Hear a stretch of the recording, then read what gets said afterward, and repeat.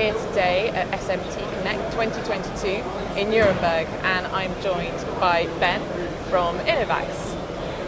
Good morning to you. Good morning. How are we? I'm doing great. So great to see you here today. Thank you. In terms of the last year or so and where you are today, I take it you've had some changes. We have. We collaborate very closely with a number of different companies in Europe. One particular collaboration has been with MP, which they are a company from Czech Republic. They design and build and market moisture-sensitive storage cabinet, the dry cabinets. We put our technology, which is all about storing reels and various electronic components and identifying it very quickly by using of pick-to-light. So we put our technology inside their dry cabinet and hence provide the customers a lot of great options of minimizing the number of times or duration of the time that the door of these cabinets are open, so they can maintain the moisture level inside the cabinet much more faster and more accurate. Fantastic. So we're very excited about that. That does. Opportunity. And is this being launched here at the show? Yeah, actually they have it in their booth and they're showing it for the first time in Nuremberg. And so your feedback from when it's been launched, how has that come into the market? It's been phenomenal. It really exceeded our expectation. People really looking forward to take advantage of this technology. That's fantastic. And so was this technology formed from the time of the crisis in terms of COVID, or was this something that's been going on? You saw a gap, there was a fit?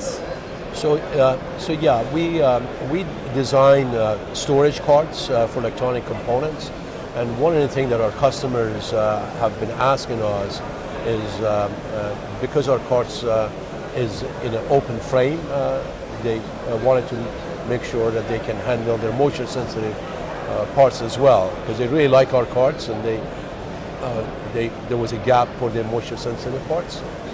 So based on their request and based on our collaboration, we made that happen. And so for you as a company as well, that collaboration, how's that gone down in the industry in terms of working together?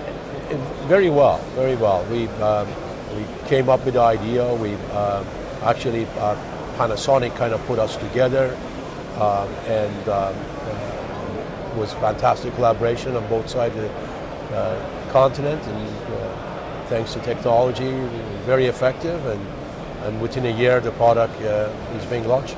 That's fantastic. And amidst the fact that we have a war, we have a skills gap shortage, and we have supply chain issues, how is that impacting?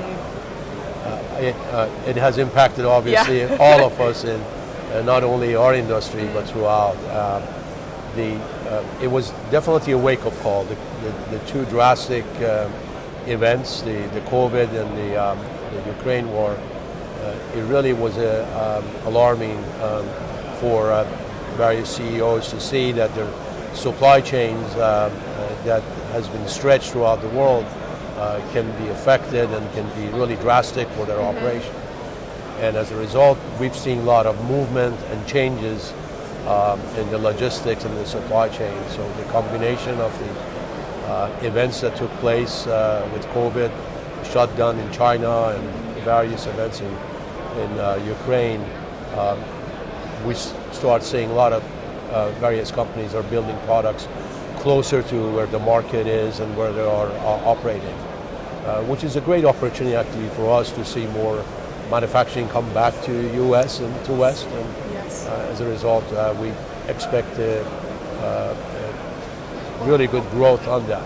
However, the skill gap is a problem because in the past 20 years and perhaps more, that the transition of getting the manufacturing out of the region has resulted in a really aging workforce. When we go to seminars and give speeches, majority of the audience are, don't feel too old. So how do you see that refreshing then of the workforce? How would you, so for instance, in the next 6 months or so over the next 5 years? Is it that you need to go back to the education system and educate more people in terms of the options they have? The old time, it would have been a disaster. Yeah. It would have taken a long time Yeah. to get people trained.